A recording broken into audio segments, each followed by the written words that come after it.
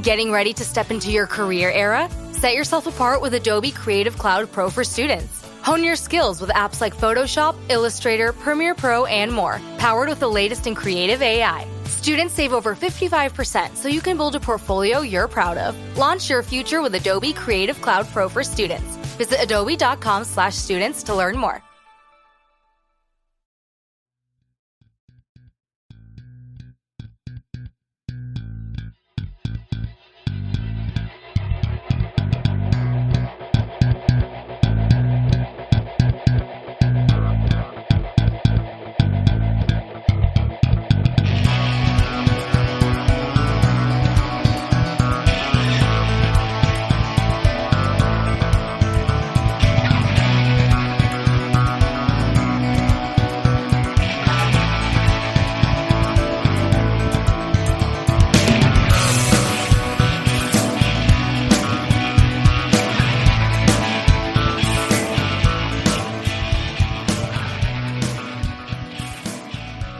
And welcome back to the Boundary Corner podcast.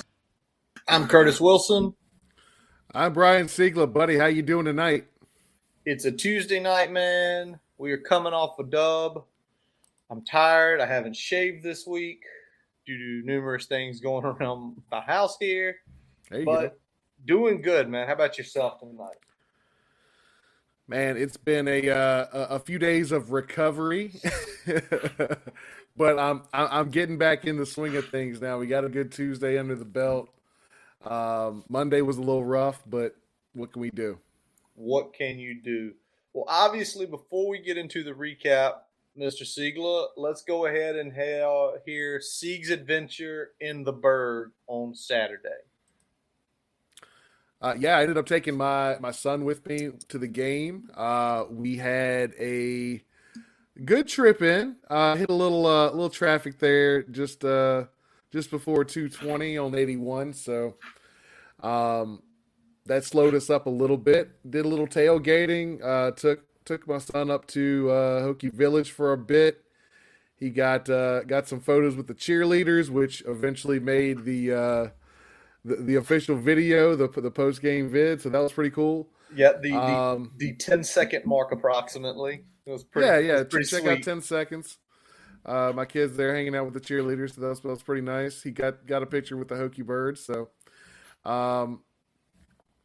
did a little bit more tailgating, ate some food, hit the game, found my seats, jumped to Sandman.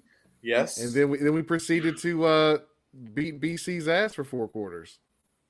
Yes, we did. And apparently the seats you got were like creme de la creme, right? Like middle up 50-yard line about? Yeah, we're about middle. Middle. Yeah. That's awesome. In East, yeah.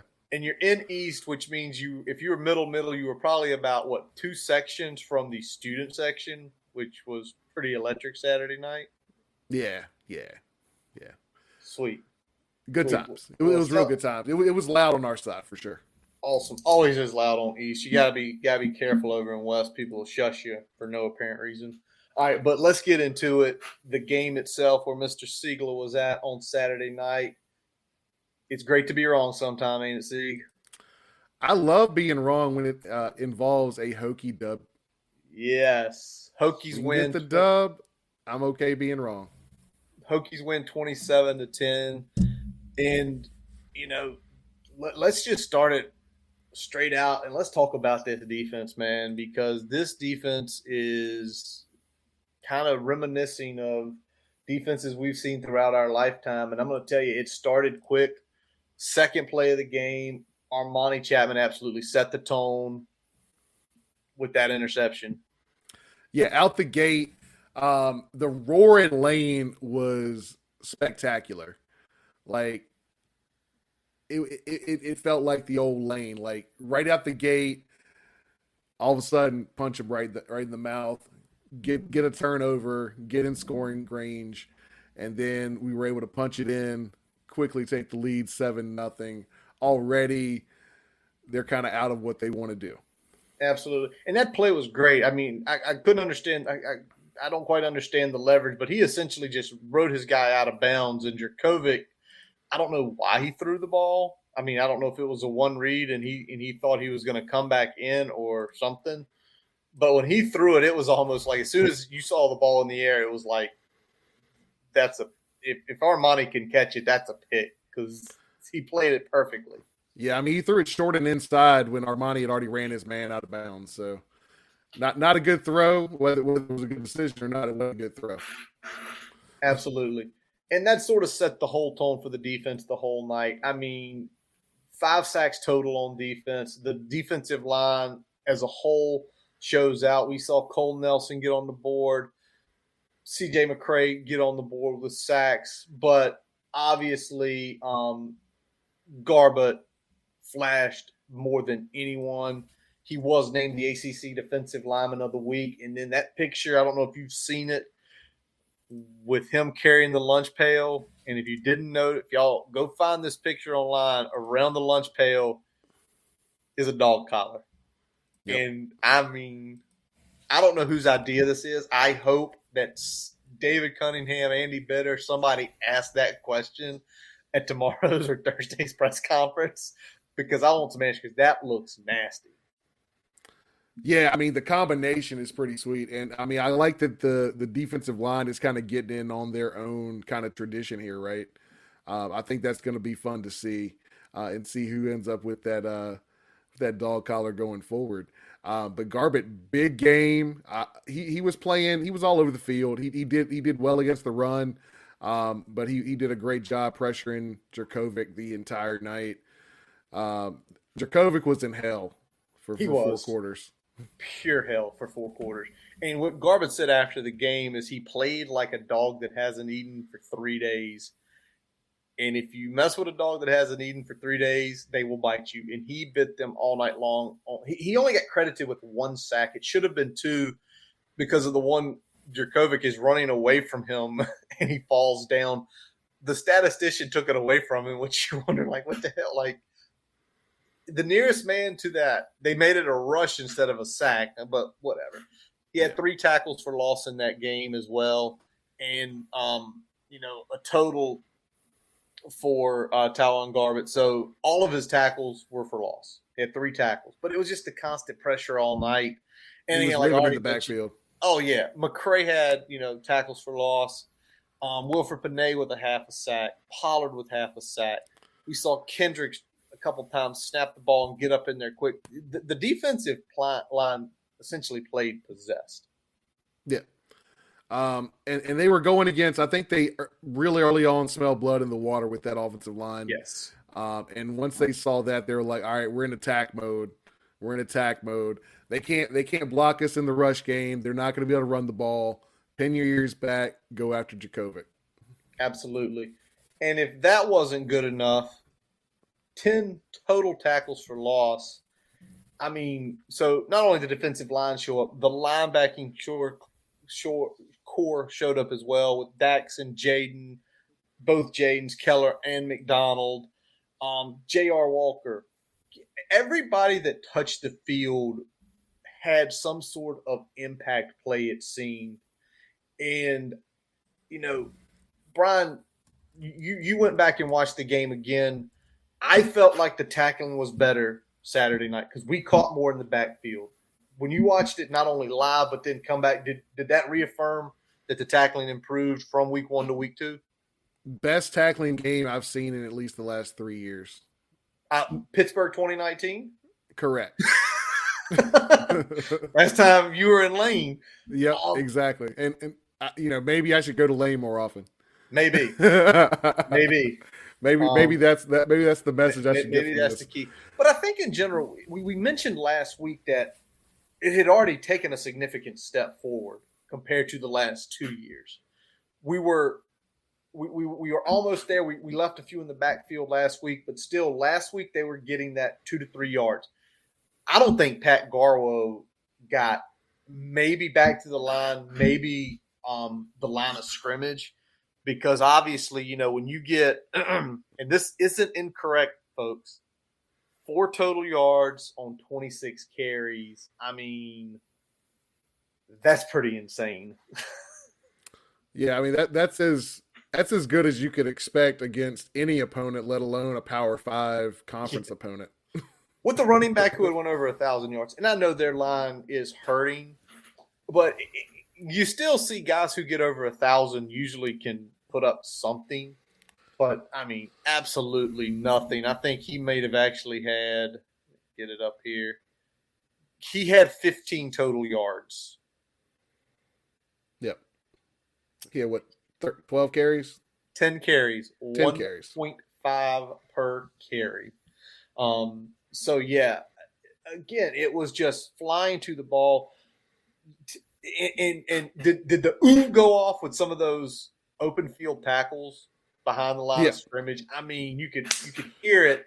Especially the one Keonta brought down the running back. Yes. Got a big one there. I think the one where McCray made the play out in the flat got a pretty big one. Absolutely. So those, and the other thing, and he only had one tackle, but it was a big one. The screen pass where Jalen Stroman, it was no hesitancy. When Jalen Stroman came on that screen, he went straight to the ball. He didn't try to read it. It was just like, he's got the ball, I'm going to go tackle him. Yeah, he made some good plays. And we're seeing like them mix up things on nickel, right? We saw a lot more Strobin. We saw a lot more DJ Harvey this week.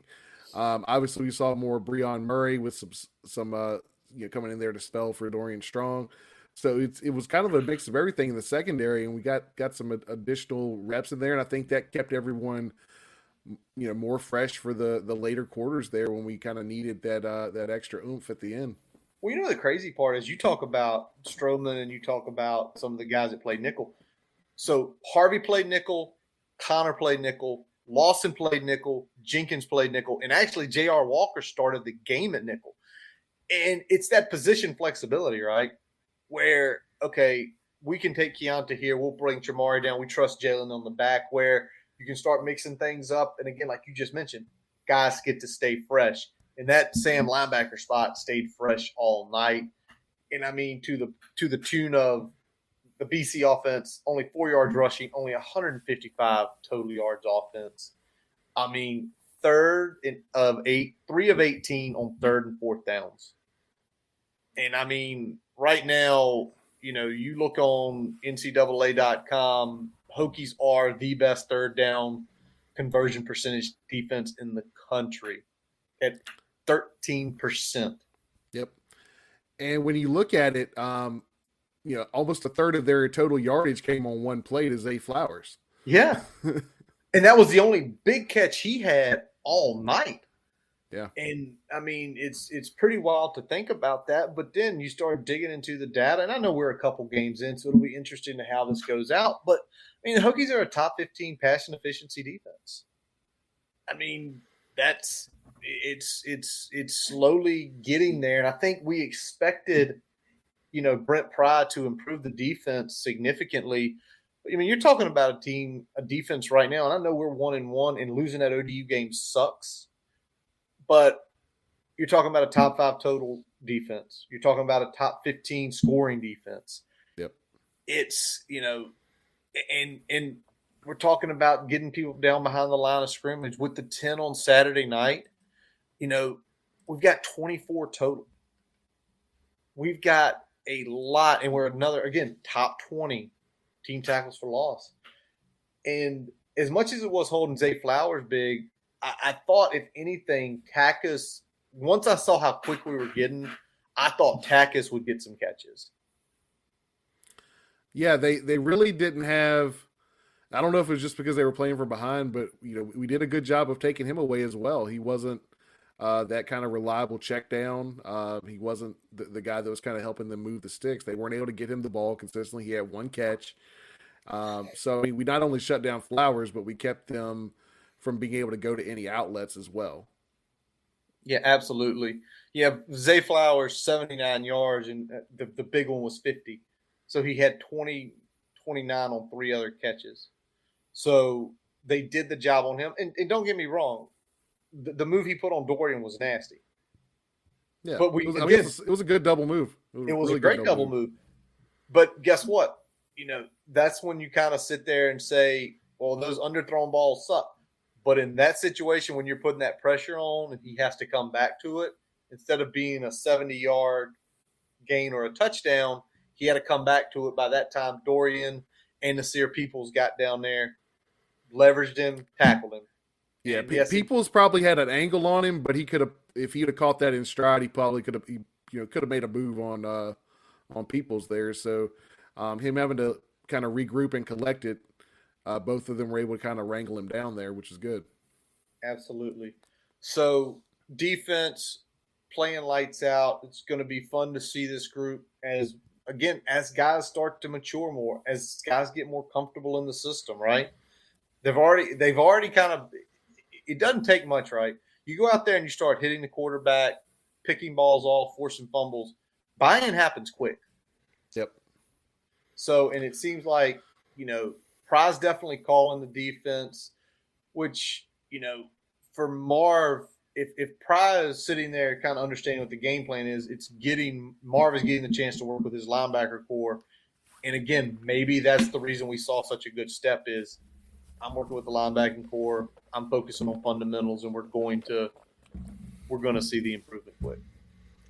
Yeah, we thought that the linebacking core was definitely the most veteran in terms of experience.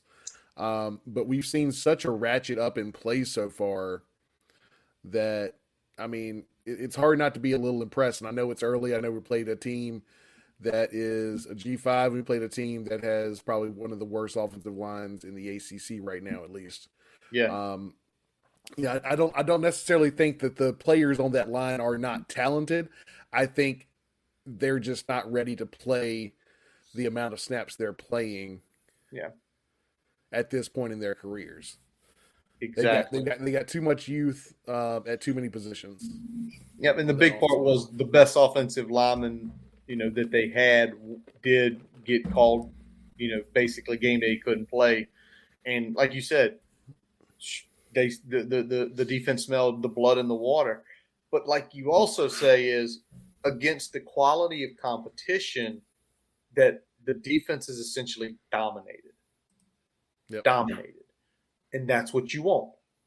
If it's a lower team, you want to dominate them. Again, they've given up 2 big plays all season. 2 big plays. If they keep progressing, it's going to be interesting, especially what goes on roughly 10 days from now. That's kind of going to be the 2 games right there are going to be those landmark of how good this defense is when they face the West Virginia offense and when they face the UNC offense. So let's just keep that in mind as we get into next week. Yep. All right, let's flip it over to the offensive side of the ball. Not all world offense, under 300 total yards, 284 total. And let's go talk about Grant Wells. People were screaming we should go ahead and throw in Brown, throw in other players. But he comes out and has himself a solid but an unspectacular game, which in this case is what we needed, right? There was really no need to take a ton of risk as we got that big lead early. He did a good job taking care of the football, which is what he didn't do well against ODU. When we were looking at the stat line, obviously 0 interception stands out, but the thing that stood out more to me was looking at the bad balls that were thrown last week compared to what they were what we saw this week. There were some bad thrown balls, but there weren't any bad decision balls. We saw those risky misses become safe misses. And that's what you want. You want some calculated risk from time to time, but you want to make sure that when you're taking those risks, you're taking those risks where it's safe to play, right? Like the Caleb Smith throw. Yeah. Deep shot downfield. And let's talk about that pass because that pass is going to be the ACC catch of the week. Where he put that ball, Brad Glenn won't bullshit. Grant Wells has a hell of an accurate deep ball. Yeah, he dropped it right in the bucket, man. Right there. Right. And the bad part is Caleb, like literally, Caleb's face mask is getting pulled. Amazingly, Caleb made the catch, which was unbelievable. Yeah, how we didn't get a flag on that. I mean, I'm glad it came down as a catch anyway, regardless. But how Exactly. there wasn't a flag on that is beyond me. But yeah, I mean that was a hell of a throw, and if we can get a couple more of those a game, then we're cooking. Then we're on to something. Yeah. But you know, when we look at what he's doing, a much better game. I'll take an efficient game over a 300-yard game with 3 or 4 turnovers. Absolutely. And now because of how this game played out, we've got to mention it. What's his leash now? Because we look at his completion percentage. He's right at 61% for what we're probably asking to do. You say that's probably about where he should be, about where we need it. Yeah, I mean, you'd like to see it right around that 65. So he's hovering in that ballpark. Obviously, it's small sample size so far. So you know, the bad game is disproportionately helping Yeah. those numbers right now. When I look at what he does in other aspects, though, I think he needs to be more decisive when a run is called or when called on the run. Thinking about when he scrambles, being a little more decisive earlier in the drop back. When it's the call run, being a little bit more decisive with, you know, where he's finding the hole, where he wants to go, and not thinking as much when it comes to those scrambles and those design runs. I feel like that's holding him back a little bit. He had a couple good runs though for us. You know, he had one on that first drive where, you know, both guys ended up running to the flat, got out of the pocket, got about 4 or 5 yards. Yeah. And you know, a couple other good runs, one for a first down on a 3rd and long. So, you know, he had some good runs, but I'd like to see a little bit more decisiveness there. Well, And I mean, I think the big thing is that if he can continue to show that he's not going to hurt the offense, keep rolling with him, you know, until you know, rough. yeah, absolutely. The other thing you kind of look at just the data points is he's averaging a little over 4 yards a run. And I think for who he is, that's where we need him at. He's averaging about 35 a game. I would like to see him a lot more decisive. Like one of the plays, there was a player coming, he's going to the sideline, and this is a 3rd down play. My buddy Fuke hits me up and said, why didn't he just turn into that versus going out? And I couldn't explain because he was close enough if he turned it in. And then about 2 series later is when he ran that draw and goes into like 2 BC defenders. He literally, I think he knocked somebody out of the game with it. But you know, it was what am I looking for here? It was like trying to prove a point to when he went out on the sideline last time that he was trying to back himself up and say, I'm not afraid to make contact with you. Yeah, I mean, I like that aspect. I mean, I like that we're, you know, being more assertive. So you know, we'll see if how we proceed with the quarterback situation, especially with, you know, what we have coming up this week. We're going to talk about it a little bit. Absolutely. Yeah, it's going to be really interesting to see how we handle the Wofford game. Let's talk about a little bit more on the offensive side of the ball, the pass catching. Brian, if I told you we won by 17 points, but Gallo had 1 catch and it did not come until in the second half, would you believe me last Tuesday? Nah, not at all. Not at all. I would not have believed you, especially after what we saw with ODU and how heavily targeted he was in that game. But we had some other guys step up, right? We had Caleb in particular. One big catch down the field, had the touchdown. Connor Blumrick had a bunch of good plays. Gosnell had a couple good stick moving routes. So you know, we saw some signs of life from the wide receiver room a little bit more this week. But we also had, you know, a couple guys take a little step back, right? You know, Lofton, 2 catches for -1. And what I hated, Oh God, I hated. It shades of that pop pass into the boundary was just to me. I hate those plays because I think it was like on a 2nd and 5, and it was just like, no, not this is it. You know, 2nd and 1, yeah, sure. 2nd and 5, it put us now behind to change 3rd and 7. I just hate going any kind of sweep into the boundary. I just hate it. I get that, but if you looked at the play, if King gets that block, he probably at least gets 2 to 3 yards, if not the first down. Okay. So, Okay. you got to take the bad with the good. Sometimes you got to execute, and that's one. If you execute, you at least get a positive play.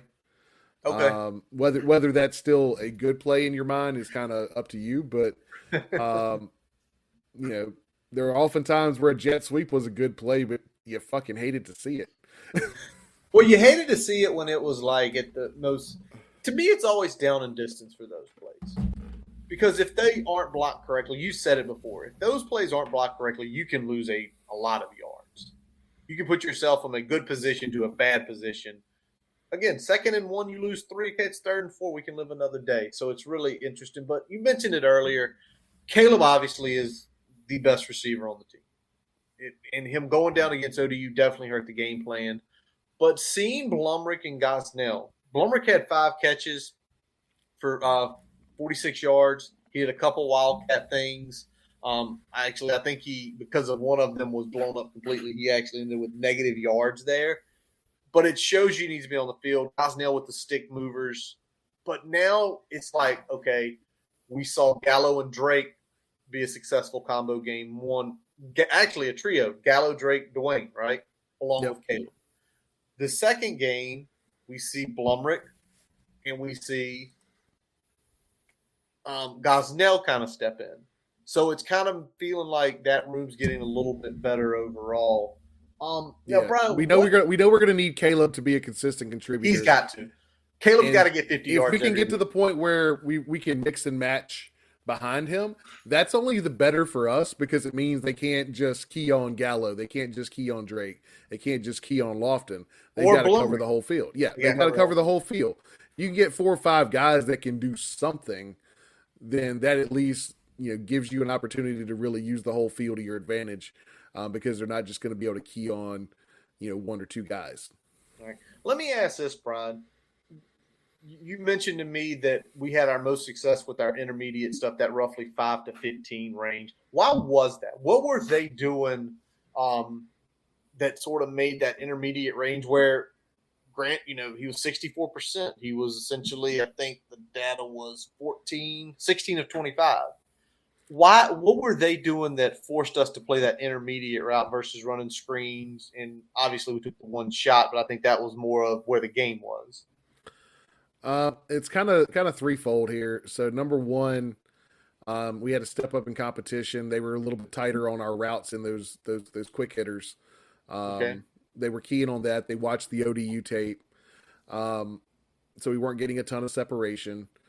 But 2, when we saw that, I like that Bowen he's realized that we don't necessarily have guys that can consistently get separation just on their own. He's using the scheme to get guys open. And that's where a lot of those intermediate routes are really heavy in terms of the scheme. So that's why you're seeing success there. Got it. All right, that makes sense. It'll be really interesting what we do this week against Wofford, and then obviously the West Virginia game coming up. Let's talk about a couple more things, wrap up sort of and close the book. Run game, 144 yards total. The biggest game. I wanted 200. I wanted 200, but not bad. We'll take it. Obviously, with some of the stuff we're going to talk about in a minute with the offensive line, I think maybe we could have gotten 200. But let's talk about the one big one. When you saw that Keyshawn King run and you saw it develop, because where it was, that was right at the 30. So you had that perfect view from the west stands down onto it right here. So I'm sure you saw everybody moving. But when you saw that pin and pull and him just go, how did it make you feel? It was glorious. That was the best blocked play they had in the entire night. Exactly how you draw it up. What I liked, we saw Clements, kind of get out there, get the kick on the outside backer. We saw JJ Rapp get a good block on the inside linebacker. But what impressed me most was Jaden Blue on this play, because he had a read where he was kind of trying to get an angle on the corner to get a block. He saw the corner, ran himself out of the play, immediately went upfield, got to the safety, got a block. King set it up for him, got to the edge, touchdown Hokies. Yeah, they weren't going to catch Keyshawn King once he got in that open field. And I'm sure that place was rocking, because it's, long touchdown runs have been few and far between, especially last year. So, now unfortunately, Keyshawn King got banged. I think everybody's saying, like, if they would have needed him in the second half, he could have came in. This was one of those management issues. Like, if we need you, we're going to put you in. Stay on the bike, stay loose. And after he goes out, Jalen Holston got most of the run after that. He ended it with 25 carries. I mean, we were running the ball a lot, but I did not realize Jalen got 25 carries, only for 60 yards. We're hearing more and more about Malachi Thomas, that he's close. He's close. He's the fastest healer. He was practicing last week. He wasn't doing contact, but he was practicing. But he's needed back. And again, we've said it a couple times, and we're not trying to drag, but Malachi Thomas and Keyshawn King give you that 1-2 punch of dynamic runners. Thomas coming back too, it also gives you that opportunity to put him and King on the field at the same time and give you even more looks. Because we saw King get split out a couple times, like I said, on the the missed block, but we'll ignore that. But King has the ability out there on the edge, whereas Malachi probably is more of a backfield specific type running back. So if you can get both of those guys on the field at the same time, from time to time, I think that's going to be a good thing. And we saw what we wanted to see this week from the running game overall. We had a big play. We got some consistent yards. We weren't getting chunks, but we were getting some things here and there. The problem was we had a little bit of trouble on first down, where we got a little predictable, I think, in the calls on first down, and we weren't overwhelming them in the middle of that defense like I thought we could to still get some positive yards, even if they are keying on it. All right. By the way, I'm going to take this back. Holston only had 20 carries. 20 carries for 48 yards. I was had the wrong data point up there. All right. Well, let's talk about it. Obviously, the offensive line did some good stuff this week. What's your grades overall, and then run game, pass game? We're going with a C this week overall. Okay. I like the run game is a borderline C+ for me. But I think that those first down calls that I'm talking about there are what kind of held them back from kind of taking a C+, B- range overall. Okay. You can't on first down get your shit pressed in consistently like that. Even if they know it's coming, at some point you got to have some pride and start getting some positive yards more consistently on that down. So that's a knock.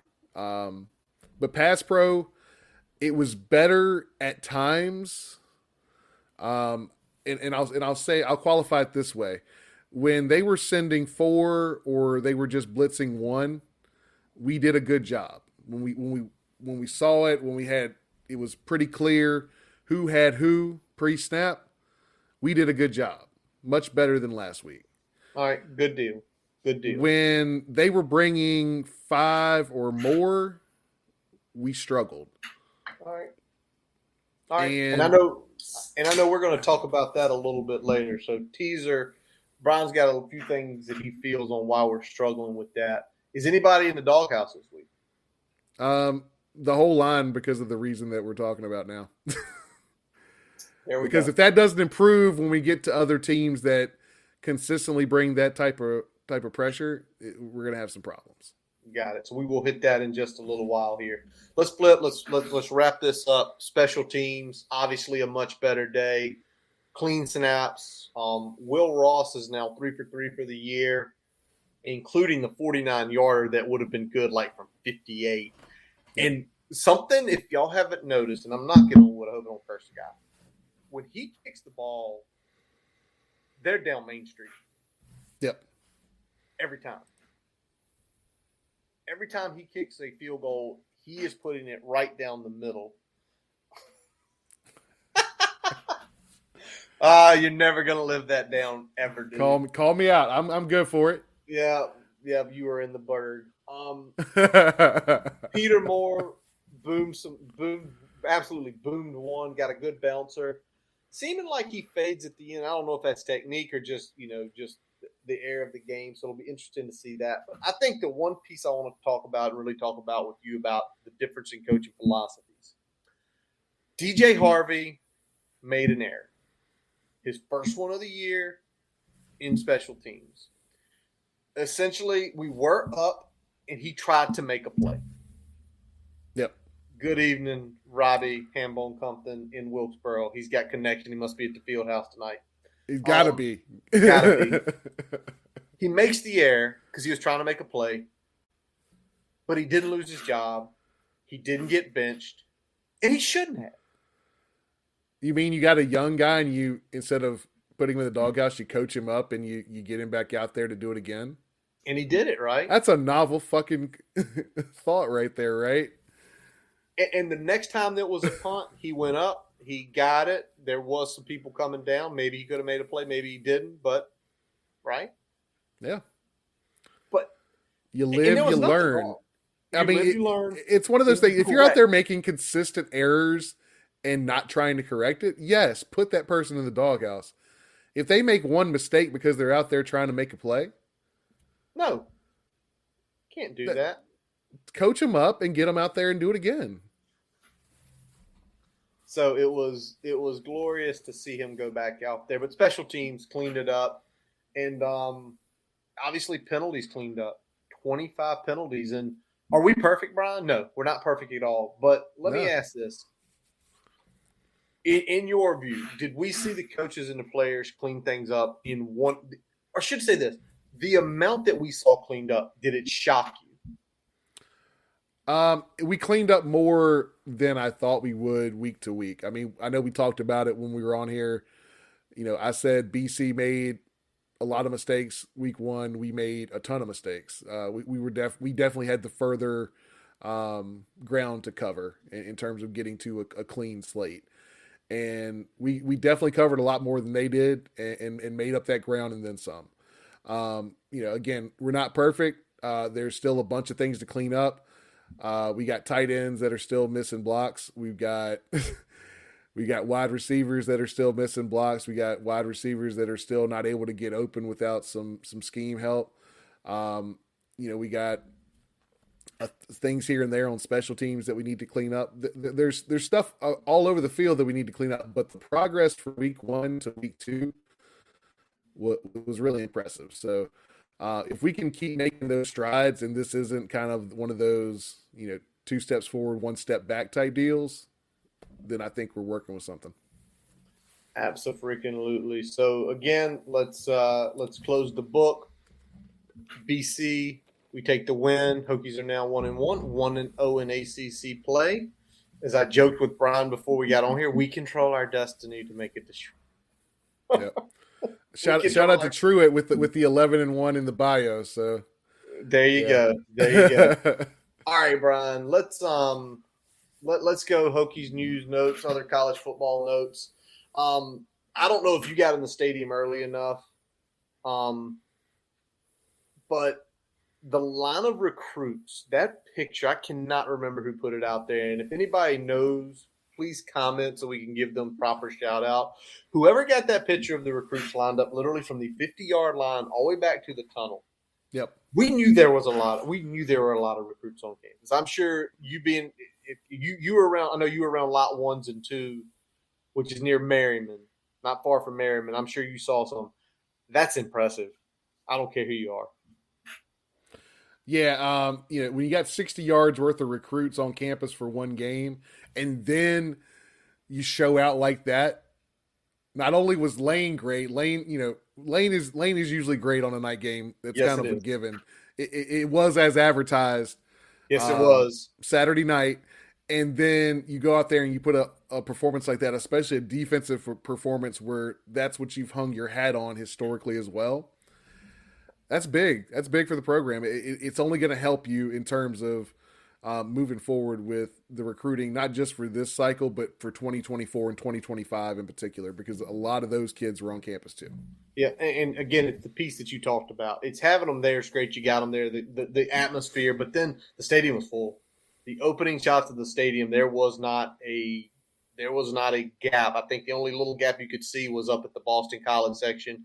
But sometimes they aren't given back in time where you can sell them because technically it was a sellout.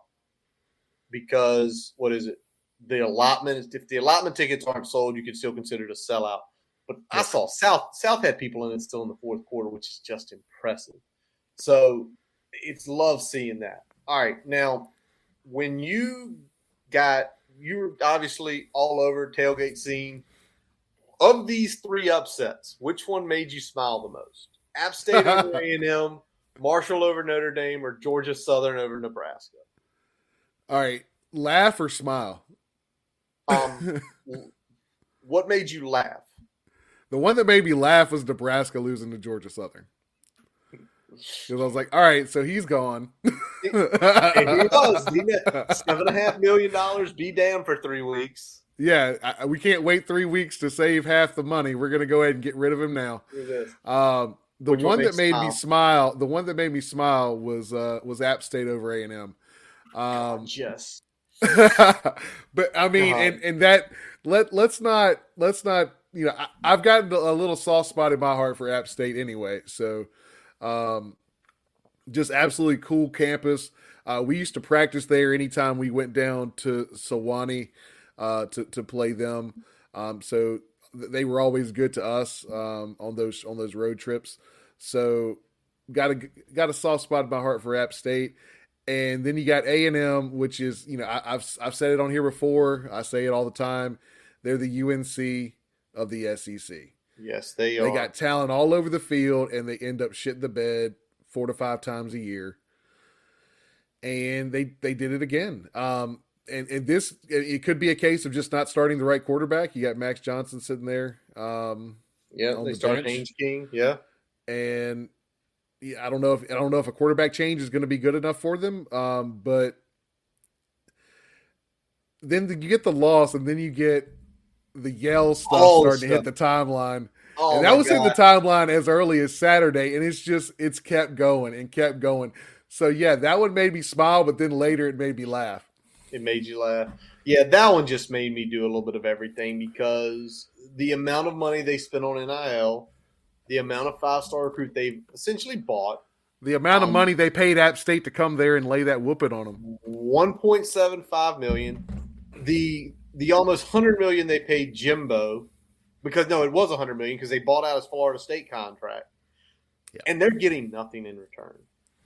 And it just makes you understand that even in the highest level of football, there can be the teams with a lot of talent that can't do shit with it, and it kind of makes you happy. I mean, if you wanted to win 8 or 9 games and get maybe one big victory a year, you should have just kept Sumlin. Yes, they could have done that, but they did exact same records, same time through. All right, real quick before we head off to break here, the ACC hoop schedule was released. Obviously, a lot of good games, both Carolina and Duke at home. Only Duke on the road. They corkscrewed the Hokies out the gate, though, with the UNC game, because if you look on your calendar, Brian, pull up that calendar on your computer and go down to December. December 4th is a Sunday. And my anticipation is if it's Sunday, they're probably going to put it on between 6 and 7 as to not interfere with football or try to catch the back half of football. So that sucks. But, I like the flow of the schedule because you get UNC out the gate, then BC and Wake and Clemson, then State. So it's not like there's a murderer's row section, in my opinion, anywhere in the schedule where it's like you're going to play Carolina, Duke, State, Louisville, Florida State back to back to back. Yeah, there's like a one tough stretch where they open and close a month with UVA, but that's really that's probably the meat of the schedule. Yep. But overall, I think the schedule's fine. It'll be interesting to see how this team plays out. Again, I just don't want to start like last year. We've got to get over that this year. Because if we can be solid, especially in conference play. I mean, we didn't start the season awful. I think overall we had a couple losses that we wanted to have back, but as soon as we got into conference play and just dropped so many out the gate, you had to really fight to even secure your spot there, and we probably wouldn't have had it if we hadn't went up to New York and won the whole fucking thing. So. Exactly. It's pretty wild. You don't want to put yourself in that situation again. So you got to, I think, jump on that January schedule. It'd be a lot better in January than you were last year, and be close to as good as you were in February. Because that's going to be tough. It's going to be tough. That's going to be tough because we weren't better. The thing is, be better in January so you don't have to be almost perfect in February. Well, you don't have to be perfect in February, but you need to be close to consistent. You need to be as consistent as you want to be there, because I think we've got probably a deeper roster top to bottom than we had last year. Yep. I think there's more guys that were on the roster last year that are ready to be key contributors this year out the gate, and then you got guys coming in that have played big roles on other teams, and I think they're ready to kind of slide in. So if you can get acclimated in those early months of the season before you get into conference play in early December, I think that's going to be what needs to happen to get the thing rolling. Absolutely. All right, Brian. So before we get into some of our main topics tonight, we are going to take a quick pause for a message from our digital partners.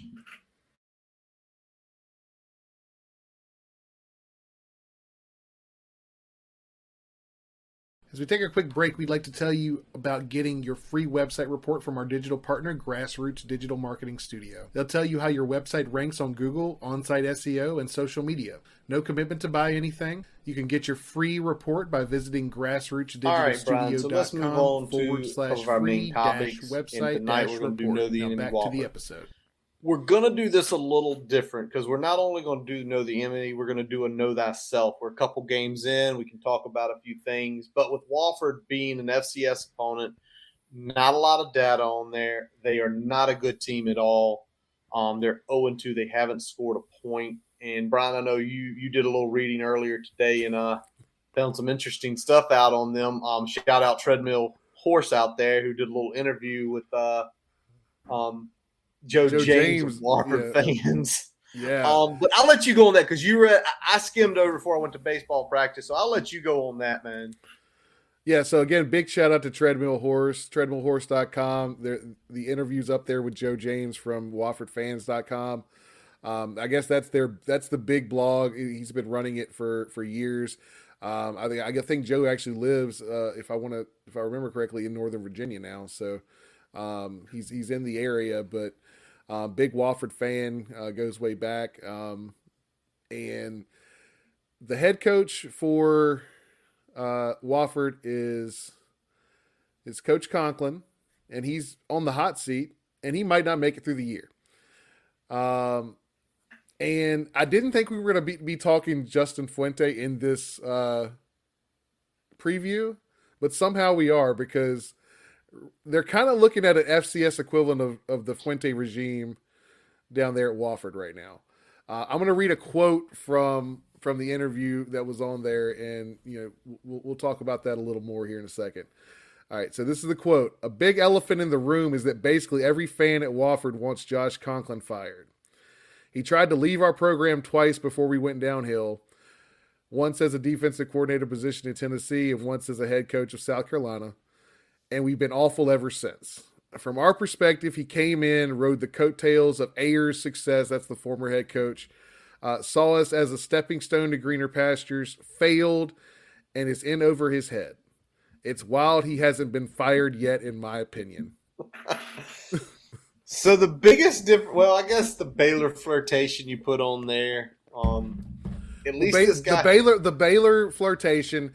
Ayers essentially is Bud Foster in this situation, where he stays around for a couple years, he modifies his offense a little bit, and then he retires. Yeah. So there's a lot of parallels here that are just that they were too interesting not to note. And aside from the fact, I think a lot of the fan base wanted him fired at the end of last year when they went 1-11, and now they're starting the year 0-2 when they have not scored a point yet. That is the really, really bad piece because they have not scored a point yet. I mean, they played two decent teams in UT Chattanooga and Elon. Don't get me wrong. Chattanooga in particular. Chattanooga's ranked. Elon has, I think, made the tournament for a few years. But, I mean, I think I read part of that article. Wofford had been to the playoffs numerous times under Ayers in the past few decades. Like a very solid football program down there. So it's like that. I mean, that's the correlation where you take a team that is used to a lot of success, have some success, and then try to move to greener pastures. Conklin had been the DC down at Pitt. He was a safety coach out at Tennessee. And I kind of laugh when I hear, I'm going to go be the head coach of South Carolina when they fired Will Muschamp. And it's like, home slice, no, you ain't got – you're coaching Wofford. I'm not trying to be crappy to Wofford. You're coaching Wofford. Now, maybe defensive coordinator to Tennessee, maybe, but again, you're at Wofford. There's a reason you're there. Usually if you're there and you have some success, you would bump up potentially to a G5. You didn't. So, I mean, it's fascinating. I'd love to put up the message right there from Robbie.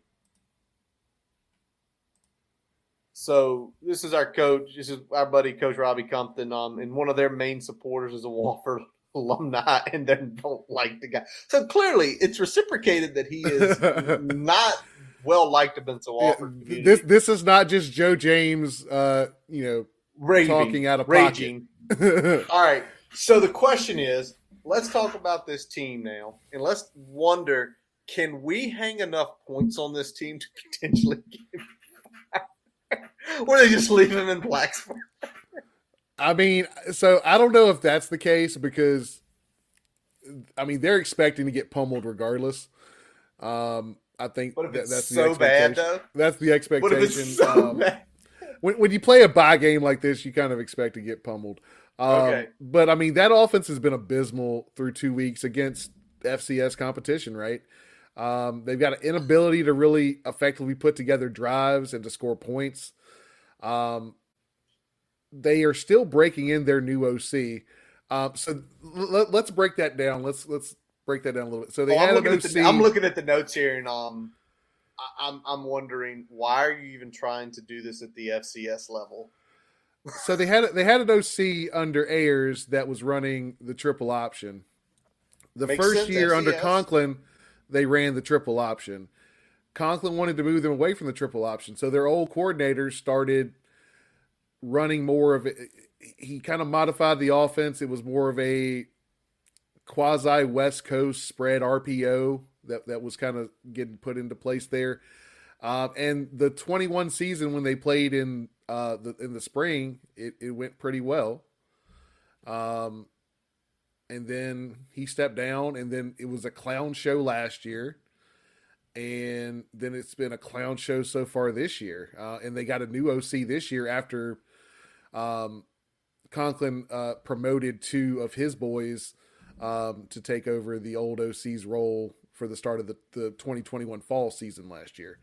So it's been basically a comedy of errors. But so, yeah, now they're more of a spread RPO type of attack versus a triple option. The offensive line struggles heavily, as you might expect from an offensive line that not only, is FCS, but was recruited to run a triple option. And they consistently shoot themselves in the foot on offense between fumbles, interceptions, missed assignments and things like that. So they are just not a good offense to watch. Yeah, and luckily Brian got actually to see. He was afraid he wasn't going to be able to get any tape from this year, but luckily the Elon game was on ESPN Plus over the weekend, so you actually got to see the tape. Looking through it, I was just stat diving, and I mean the stats are ugly. I mean it's ugly, and when I say ugly on offense, y'all, I mean to a point where they are averaging. Basically, they have 166 total yards gained rushing the ball. They have 192 passing. They are averaging 175 yards a game. Yeah, and I mean, you can make an argument that their running game is their strength right now. Yeah, I mean, the fullback Walker, I mean, but that poor guy's only got 80 yards for the year. So, actually, go back and think about that. One guy has accounted for a quarter of their offense. Yeah. One guy. And he's put the ball on the ground 3 times. So, yeah, it's not exactly great here on the offensive side of the ball. But defensively, and I go they're playing FCS, it's not much better, is it, Brian? It's not great, especially for FCS. I mean, they're giving up about 29 points a game. We said they're kind of playing that upper mid-level FCS competition right now. They played Chattanooga, who's ranked solid team, not upper tier though. And, Elon's kind of the upper end of that middle of the road pack there. They run a base 3-4, which is, I mean, they've ran that for a long time. That even goes back to Ayers. So that's one thing that Conklin hasn't changed. Although they are a little more multiple, but they are a 3-4 base. They are better on defense than on offense, like we've talked about, but they still struggle in the trenches as you would expect from an FCS team. They defend the pass better than the run, but they can be influenced with the play action and misdirection in the pass game. So I think that's something that we can take advantage of. Run a lot of what we saw at ODU. I think we can get them kind of confused with the flow, and come back to the tight end on the other side. Come back to the dig or cross or something like that kind of gets them away from where the flow of the play is going. But yeah, this is a game that we should dominate on both sides of the ball and on special teams. Absolutely. I mean, they're just not a good team whatsoever. And obviously going through a ton of turmoil. I'm sure down in a small community like Wofford, those players are hearing it. So it's going to be interesting to see the outcome of this game. Now, I'll tell you the most like cringe thing though. What's the most cringe? I guess the coach does like his like weekly his weekly interview. And okay. It's like, I can see the guy that's interviewing him is trying so hard not to completely crush this guy's hopes and dreams and keep it as positive as possible. And it hurts me so much. How? It's like you haven't scored a point. You're giving up almost 30 a game. Yeah. It's one of those, like, he's just grasping, all right, how can I ask this question in the most positive way possible, considering that we're 0-2 and have not scored a point yet? Not scored a point. Now we have to go to a Power 5 opponent's home field. Now, lucky for them, it's an 11 o'clock game, not even 3:30. So, which those kids are going to get home in time to rage. That's hilarious. All right, Brian. So there's your little background on Wofford. But let's flip what this week is really about. We've seen us through 2 games. We've already talked about some improvement. Let's know thyself. And Brian, as we always mention, this is an offensive lineman podcast. Let's start there. What is the biggest thing that we have to do this weekend on the Hokies offensive line versus Wofford? For both our short and long-term success on the offensive line, we need to get Xavier Chaplin and Braylon Moore some significant snaps against this competition. What about Hollyfield? I'd throw Hollyfield in there as well. Okay. But we got to get Chaplin and Moore. You say Holyfield because that way, if your center does go down, you got someone else that's taking live snaps. Yeah, that's really it. But I think in terms of long term, Chaplin and Moore are probably more important because I feel like they can help us potentially this year, whereas Holyfield is truly, unless something happens to Johnny, is a next year situation. Okay. What about push? You looked at this offensive line or this defensive line of Wofford. You said they're not good in the trenches.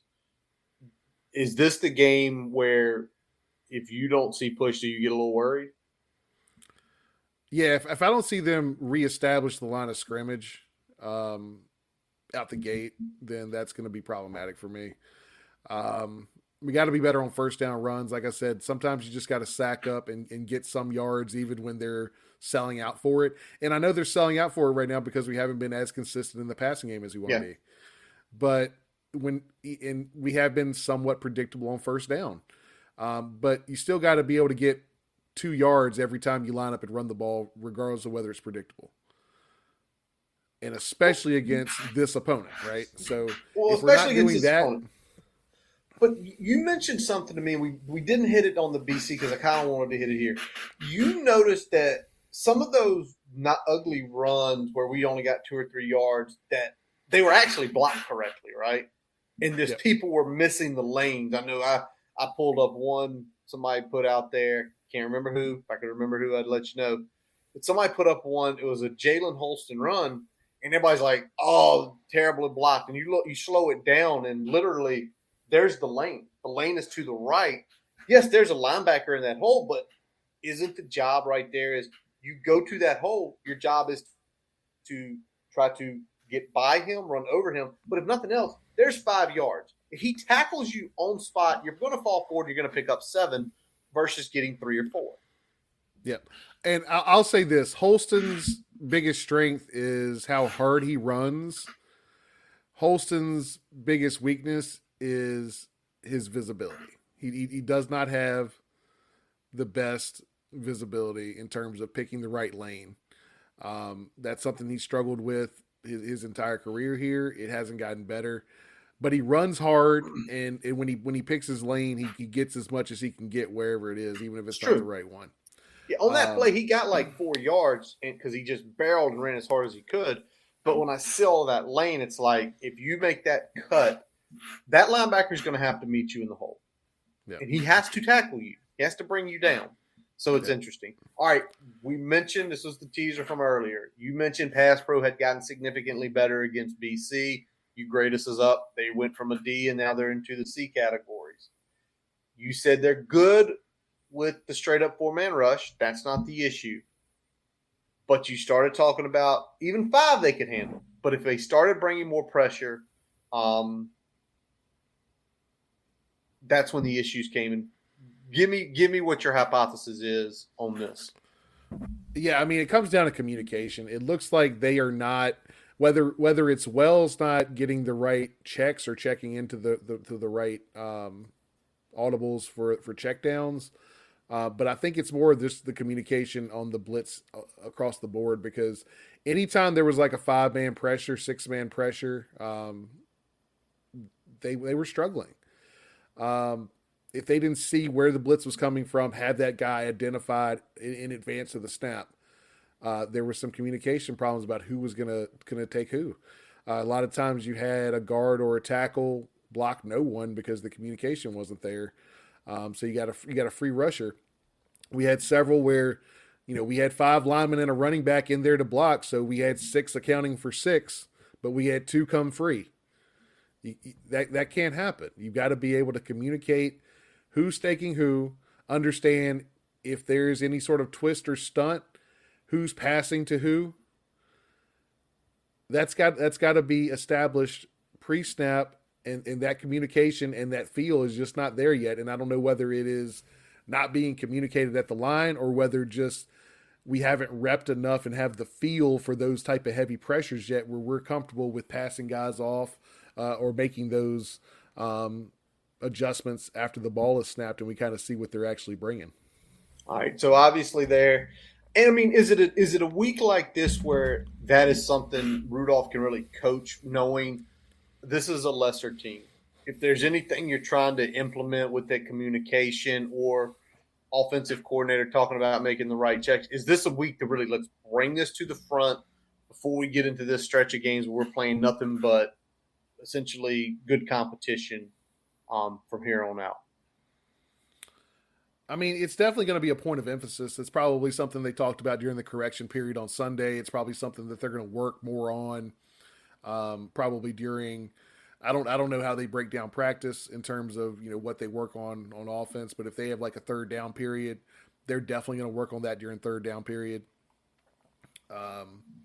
So that's what I want to see is just some improvement. Again, I don't expect every time they bring six for us to pick it up. That's a big ask. Okay. But if we got to be more consistent than 1 out of 8 or whatever it was on Saturday. Got it. All right. So there's some stuff we want to see on the offensive line. The big piece, get the young guys involved, and let's see the communication get better on blitzes. All right, now let's talk about the skill positions, even though we've hit it earlier. Obviously, we said Caleb Smith's the key to the room. It was great to see Blumrick and Gosnell get more involved this week. But of all the names we've heard, the one name we have not heard, other than his nasty downfield blocking, is Jaden Blue. How important is it to get his confidence up this week and overall start thinking now we have maybe 6 reliable wide receiver targets? Yeah, and I think what's strange is that we've done a good job of like scheming a couple other guys open, particularly Gosnell and Blumrick. I'd like to see us start working some scheme to get Blue some open touches, a chance for him to get the ball in space and let him work a little bit. Because I don't know if it's a confidence thing right now, but he's not getting good separation when he's on the field. He hasn't seen a lot of targets, and I think we need to start calling his name a little bit to get him comfortable in this offense, because he's going to need to play a role in this offense, whether he ends up, playing the role that I think that a lot of us thought he could be coming into the season. That's the question, but he's going to still need to play a role for us this year, so we need to start getting him some confidence. Yeah, it's definitely he's sort of like that. I don't want to say it's the linchpin, but I feel like he is, because if you get him going, because he does have the skill set he has, it will make things easier for Caleb. It will make things easier for Connor and Gosnell, even Dwayne. Just he's like that one guy. So it's really going to be interesting to see. I hope they scheme. I hope that the game plan is, like you said, around scheming him to where he gets the ball and he feels comfortable. All right. Notice the depth chart that our friend David Cunningham put out. Did you see who was 2 on the X side? Yeah, I saw we got Christian Moss out there. Interesting. The walk-on Willie officially is no longer on the wide receiver depth. So we don't know it, but could Moss have been battling something? We had heard his name mentioned a few times. How important to get him and, somebody else coming back, Jalen Jones, how important to get them on the field for a ton of reps this week? Yeah, I mean, those are the 2 guys we were talking about preseason of kind of being that, 4th, 5th, 6th guy in the wide receiver room that we're going to need to count on to some degree this year. It's great seeing their names back on the depth chart in the 2 deep. Looking forward to seeing what they can do in some extended time. I know Moss, I think, got a little run against BC. We haven't seen Jones yet, but he's back in the depth chart, so I'm looking forward to see what he can do out there this week. And this is the week that you can kind of let some of these young guys cook a little bit, I feel like, because I don't think that they're going to match up that great with us outside. So I want to see us try to get some separation. I want to see us work in some young guys and get them some targets, just like we did with, we talked about with Blue. I want to see at least 1 or 2 routes schemed for Moss and Jalen to kind of get the ball in their hands and make a play. All right. What can we do as far as the tight ends go? You mentioned you were not satisfied with their blocking when they're in line or in the wing. What can we do to help? Obviously, playing a lesser opponent is a confidence builder, but what do you look for technique-wise in a game like this? I mean, I think right now the biggest problem is that sometimes it's the assignment. They're not reading the alignment of the defense correctly, and they're missing their assignment. Okay. So I think that's what needs to be looked at this week and corrected is that, you got a lot of times where you're seeing Gallo chip when he shouldn't. You got him going up to the wrong backer. There's a lot of things that are just maybe just Gallo is still getting adjusted to some of the elements of the offense because we didn't see as many of these blocking snafus from him last year. But I don't know whether that's just a comfort with the offense that he had last year that he hasn't gained this year. He looks a lot better. He's picked up the passing elements quickly. Okay. It seems like he has not picked up the run elements of this offense as quickly.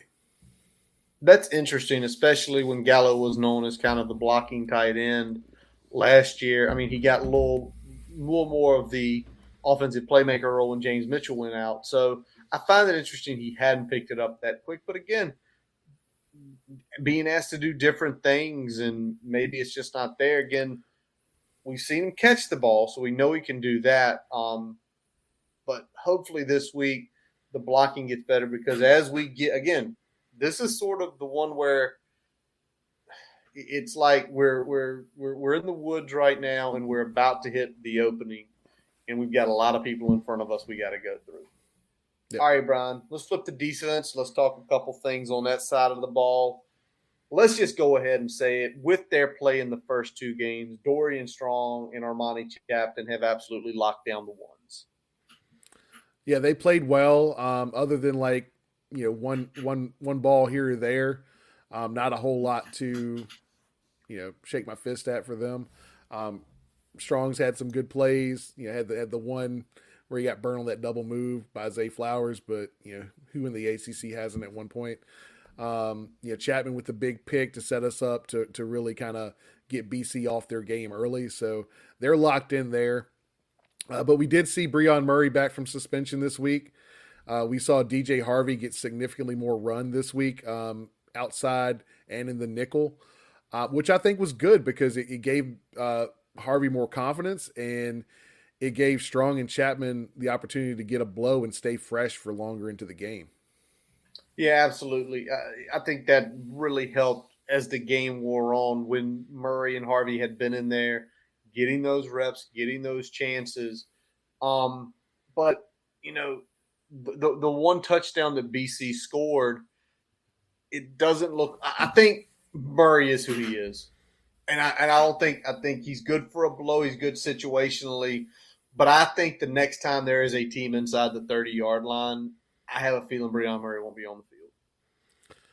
Yeah, I mean, we talked about him struggling with, guys with speed or size. And he does a lot better when he's able to read and react. He doesn't do great sometimes when he's asked to run with those guys. And I'm looking for some improvement because right now it's mostly inconsistencies in technique and decision making on his part. If he can clean some of that up, he might be a little bit more reliable. But I think he's good enough, again, as you said, to kind of give those key guys a blow, especially in certain parts of the field. Yeah, it's like he's going to be a between the 30s guy because the touchdown he gave up to Jaden Williams, I mean, as soon as you saw the lineup in the route he ran, you knew he was running a fade. And he never got around, and it was just an easy touchdown for Williams. So, but again, that's okay. At least I'm going to go back to something Prize said. Know your weaknesses. Now we officially know that's Breon's weakness. It's still the weakness. Here to here, he's fine, though. It's going to be like we've got to situationally get him in at the beginning of drives. So it's going to be such a key thing there. All right, Brian, let's talk about the D-line because I think and we're holding them off till last because I think if there is a group that has now in multiple games at both positions, I think this group has now become pleasantly surprising, at least to me. And Yeah. I thank you. Yeah, I thought this group was going to be fine this year. I thought they were going to struggle depth wise, but I thought they would be fine, not much more than that. And they've really been probably outside of the linebackers, playing as well as any other group on the defense. And because we knew that we had a veteran secondary, we had a veteran linebacker core, and we had, one vet and then one vet at defensive end, one vet in the D tackle room, and then a couple of other young guys that we were bringing along. We weren't really sure kind of what the D line was going to look like. We knew we had some depth concerns at D tackle because we only had 3 proven guys there, and they've stepped up. We've gotten some additional play out of Garbett. He played a ton of snaps against ODU and then came back and had the game of his life against BC the very next week. We saw McCray was healthy this week. He got some more run. Looked good. Looks at least like he's going to be able to give us that second unit rusher that we need. And interior, I'm going to give a big shout out to Wilfred Panay. He's improved significantly since last year. He's definitely shrunk the gap between him and those big 3 that we had just talked about in that room. Yeah. We thought there was going to be kind of a drop off, once you got past Kendricks, Pollard, and Fuga, and there isn't a significant drop off there. There's not. He's going out there. Obviously he got a half sack this week, and there were numerous times you could see him beating his guy off the snap. He's gained that weight. He was undersized last year, and now he's getting up into the 280 range. He's an athlete anyway. I know when you look at his tape, like, kid's an athlete, they got to figure out what to do with him. And I think that's great to see because now that you've got 4 on that, you can continue to – and we saw that Saturday night. Man, you saw him and Kendricks, him and Fuga. You saw Fuga and Pollard. You saw Pollard and Panay. That constant rotation, which I think is something we've gotten even more excited about because it feels like although Brent Pry's calling the defense, I think Chris Marv is handling the rotations. I do not foresee Brent Pry handling both. And that's a good thing. And you mentioned C.J. McCray. The more I see Cole Nelson, and I don't think it's next year. I think next year he is going to be a very good defensive end. I think 2 years from now, I think Cole Nelson's going to be special. You're seeing the flashes, getting the time this year. I think next year there's going to be some learning because you've got to be the guy. I think 2024, I think that kid could be all ACC. Just what I'm seeing right now.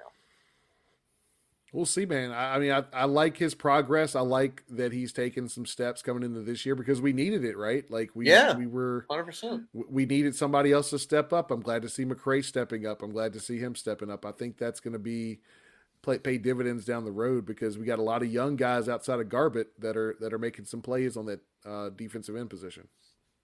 Absolutely. All right, y'all. Before we make a prediction, let's just go with a few Hokie keys here.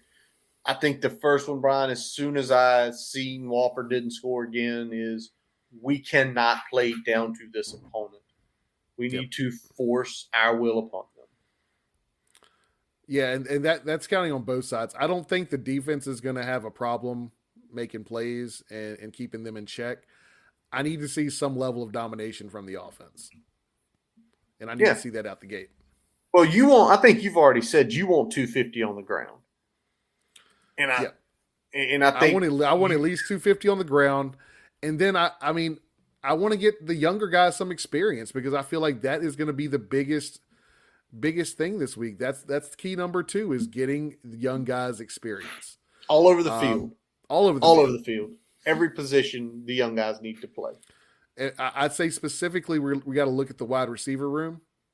We talked about that in our Know Thyself. Get those young guys out there. I want to see Brown getting some run out there. I'd like to see Devin get out there and get at least a few, couple throws and a few runs if we can. Yeah. On the defensive side of the ball, get some of the younger linebackers some more play. Get some of the younger guys in the safety room some more play. What about the inside? What about the line? Do you think? I mean Burgos and who am I missing here?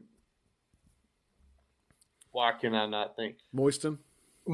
I think they've gotten some run already.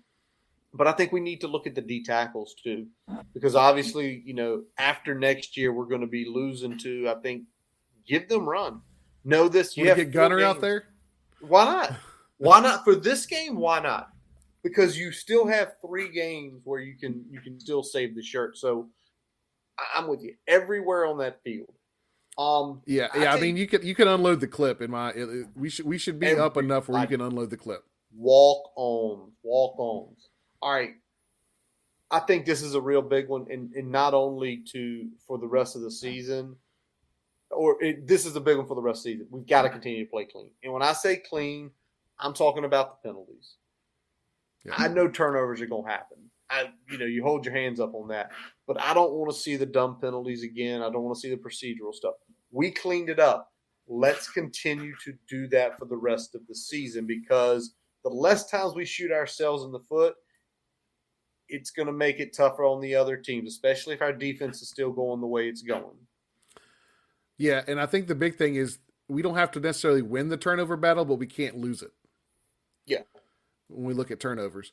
As far as the penalties, we've got to keep it around that, 4 or 5 for 25 or 30 that we had this week versus, 15 for 110. That's a big difference. You can't give up an entire drive an extra entire drive worth of penalties. Really 2 drives if you look at it in penalties compared to the ODU games. So that's got to be something that we keep up with. A PI here or there, a hold, sometimes that happens. But we can't get burned by almost 50 yards procedural penalties like we did against ODU. So keep that clean, keep that moving, and I think we're going to be onto something. And I'm going to say the last one here. Yeah. We need some beamer ball this week. We need at least 1 defensive or special team score. They're going to give us some opportunities both in the special teams game and with that offense throwing and putting the ball on the turf. Take advantage of it and get the ball in the end zone. I mean, if we play the way I think we can, we have the potential to put up 14 to 21 just on defense and special teams alone. Ooh, all right. Well, then if you're thinking that, what's your prediction for this game? My prediction for this game is that the Hokies do not sleepwalk out the gate. They are solid on offense and they are spectacular on defense. It's a 41-0 win for the Hokies. All right. I am not far. Same exact margin of victory. I say Hokies 44. I say Wofford 3. I do think they break their streak and they can average 1 point a game. But when they get their field goal, it's going to be against 6-string walk-ons in the fourth quarter. After the first half, when we put up 31 points and basically cruise home from there. So I think big wins. Do I want to see more? Yeah. I'd love to see 60. I'd love to see 63-7 or 63-3. But I think since we know the importance of mixing in a lot of the younger guys, I think if we get up 5 or 6 touchdowns, we're going to start getting everybody else in. Abso-freaking-lutely. All right, Brian, let's look at the big screeners this weekend. A lot of really good games going on. Ranked battle up in Oregon this week. And I'm going to take it down south. I'm going to go down to the plains of Auburn, where Brent Pry's former team goes on the road to play Auburn. Auburn has struggled in their first 2 games. They almost lost to San Jose State at Auburn last weekend. I think they won 24-16. Penn State's going in there, laying 3 points. And I think Penn State wins this game by about 10, like 31-21, because they're trying to get Brian Hartson fired down there. Let him lose. Let him lose Penn State. They'll probably go ahead and buy him out on Sunday morning. What about you? What's yours? My big screener is one that has a little bit of ACC flavor, a little bit of all right. Let's pile on. I've got Miami at Texas A&M. let's keep piling on A&M while the ball's rolling right here. So Okay. right now A&M is a 5.5 point favorite at home. Okay. I'm picking Miami in this one. I'm not sure if making the quarterback change is going to be what is needed, and we'll see if that's what happens this week. But there could be another acclimation period between getting a new signal caller in there and before this offense is humming like it needs to win. And when I look at Miami, they're a better quality opponent than App State in terms of the talent that they have on the field. So I don't think that A&M is quite ready for prime time again. Okay. Even with the quarterback change, if that's the route they go. So I think Miami takes care of business in a close one. But I'm picking Miami to not only cover, but to win the game outright. All righty. All right, we'll write those two down. Brian, has anything broken in the last hour and 26 minutes? I think we're good, man. I don't see All anything of import. All right, well, that is going to wrap up this episode of the Boundary Corner Podcast. I'm Curtis Wilson. I'm Brian Siegler. Visit our website, boundarycornerbt.com, to listen to all of our episodes. While you're there, don't forget to follow us on Twitter, Facebook, Instagram, subscribe on YouTube, and your favorite podcast source, including Spotify, Amazon, and Apple Podcasts. As always, we let our buddy Jason Long play us in and play us out. Check him out on his new website, jasonlongmusic.com. Can you pull that up for a second, Brian, where it will link you to all of his music on Apple and Spotify, to his YouTube pages, his Facebook pages. Where is he playing this weekend? Is he out at the farmer's market before kickoff? Let's see. I don't see anything on his schedule until October 2nd right now. All right, so Jason's nowhere this weekend. But check his stuff out as always. We thank you guys for always listening. And as always, let's go! Hokies!